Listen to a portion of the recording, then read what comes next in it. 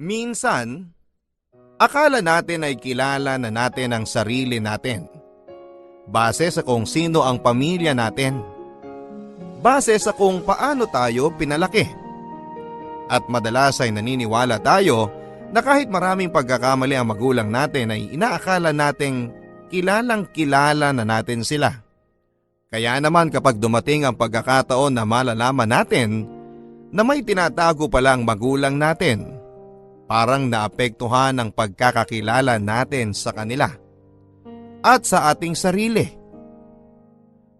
At kung minsan pa, umaabot pa to sa punto na parang hindi na rin natin alam kung sino tayo dahil sa kasinungalingan nila. Dear Papa Dudut, kumusta naman po kayo? Ako po ay sumulat sa inyo ngayon kasi gusto ko sanang makahanap ng liwanag sa sitwasyon namin sa buhay. Ang nakakatawa dito, wala talaga akong problema sa mga nangyari. Ako na siguro ang pinaka-chill na tao na makikilala mo. Pero magpapakilala muna ako sa inyo. Ang pangalan ko po ay Jacobo, pero Jack ang palayaw ko. Nag-iisa akong lalaki at panganay at sinundan ako ng dalawang babae, si Johnny at Janice. Teller ako sa bangko at malapit na akong ma-promote.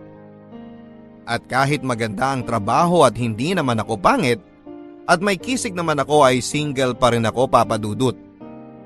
Busy kasi ako sa pamilya kong napakagulo. For starters, para sa ibang tao ay hindi problema kapag tinatanong sila ng ilan ba kayong magkakapatid.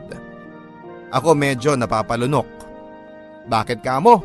Ang bait-bait kasi ng tatay ko. Sa sobrang bait niya, kung sino-sinong babae ang tinutulungan niya sa buhay. Sa sobrang bait niya, iniwan niya ang nanay ko noong college ako para tulungan ang dati nilang intern sa trabaho na magtayo ng sarili niyang pamilya. Sa sobrang nga po niyang bait, binigyan niya kami ulit ng mga kapatid.